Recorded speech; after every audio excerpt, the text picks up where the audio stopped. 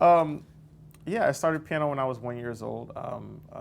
Well, officially started lessons when I was about 4 years old. But I used to sit on my parents' lap, and I used to actually try to play. Apparently, we had an upright piano in the house, or my aunt bought me a small celeste piano, like an upright, that I would sit um, at her house, and would actually try to play. Apparently, instead of just bang on it, I'll actually try to play it.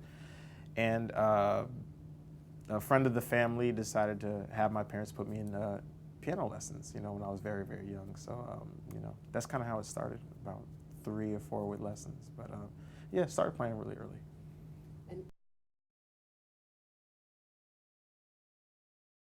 Yes, yes, and stayed with the piano.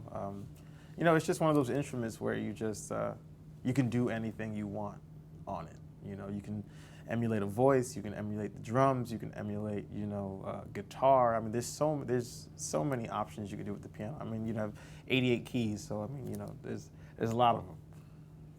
So,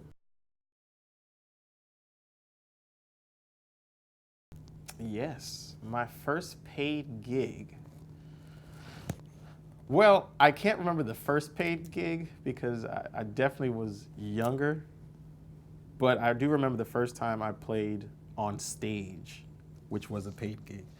And I had to be, I think I was 8 years old, and it was a tribute to Harold Arlen. And I had to play, I can't remember the piece, such it was, I was 8, so it was so long ago. I cannot remember the piece. It was a tribute to him, and then a whole bunch of musicians were there, so it's from New Haven, Connecticut, around the area. And I remember I played, and I completely messed up in the beginning. I remember I started, and it was a piece in G minor, and I messed up, and I did it again. I still have the recording of it. It's really funny to listen to. And I remember playing it, and I remember doing the solos and all that. And I was playing, it's just trio. And after that, I remember just hearing this roar of just people, and just, this the reaction was just amazing, and it just really made me feel great, especially as an 8 year old. You're like, this is awesome. And so I remember bowing, and I remember I kept bowing, and just try to milk it as an 8 year old. And I remember that actually got me gigs. I remember that was the first gig, and then right after that, I started playing at, bar mitzvahs and birthday parties and corporate gigs, and this little 9 year old playing the piano at a big corporate event or something like that. And then that was actually my first, if you want to call it my first trio, was the musicians I played with. At that time it was Jeff Fuller, who used to play with Lou Donaldson back in the day, and Artie Dixon was a drummer, and Artie Dixon was a drummer who used to play with Ahmad Jamal every once in a while as well. So a lot of those kind of musicians retired in New Haven, or went to New Haven to teach. Jesse Hameen, Phil Bowler. There's a whole bunch of musicians that kind of just migrated to New Haven, kind of just stayed there. And so a lot of my gigs were with them. Learning different tunes. Learning big band charts. Just learning all these different ways to play this kind of music. That was actually my early upbringing, was just playing that with them. Just learning Shiny Stockings, or learning tunes like Slow Boat to China. Like all these different tunes. And all these different composers. And learning how to play the blues, learning how to play changes, learning how to do all these kind of things. So that was actually that gig at Sprague Hall at Yale, New Haven. I was 8 years old. That was my first gig. Yeah.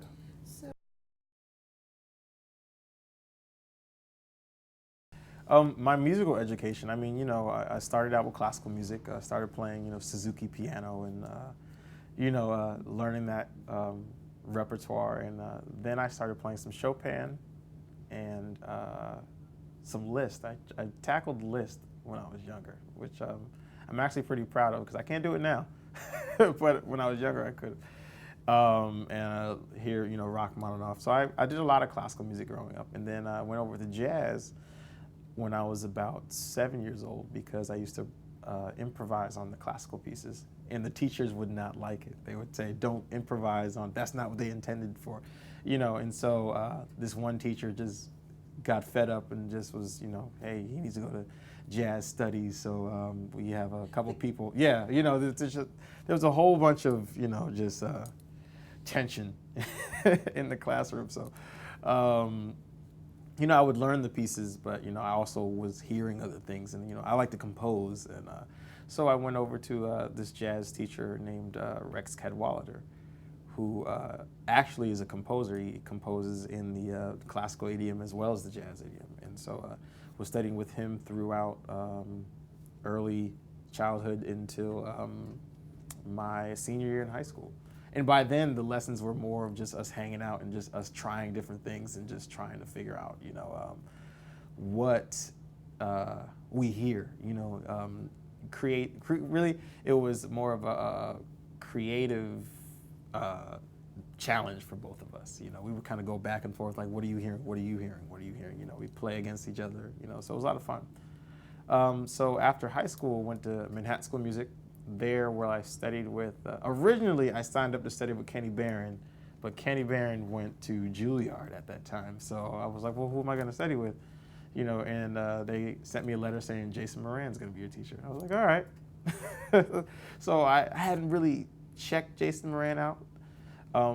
So I remember he was playing from New Haven, Connecticut. So he was playing in New Haven. So I went over to a concert he was performing at, and my mind was just blown. It was just, how do you play all that? It was just the fluctuation with time, and just he did this thing with voices, and I was just like, this guy's awesome. He had a hat, and I was like, this guy's cool. I just want to be able to do that, and just learn so much. So I was really excited to start in the fall, and so I studied with Jason for about 3 years, and that was amazing because he was another person that really didn't teach you as far as repertoire, but he taught you, how to be creative. He challenged your creativity.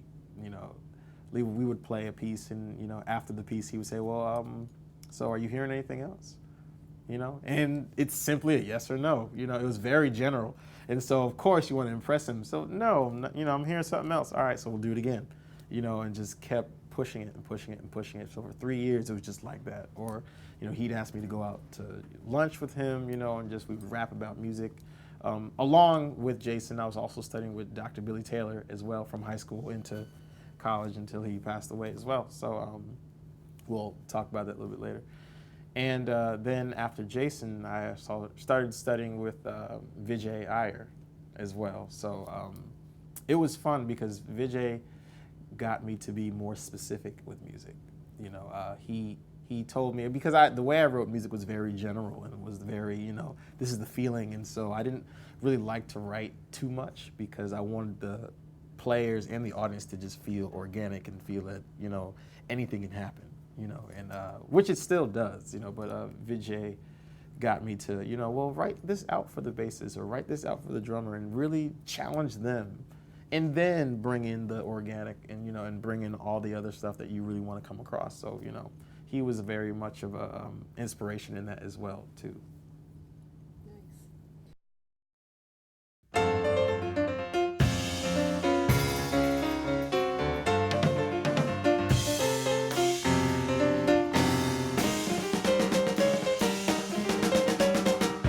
This is Christian Sands, and for more videos, go to jazztimes.com.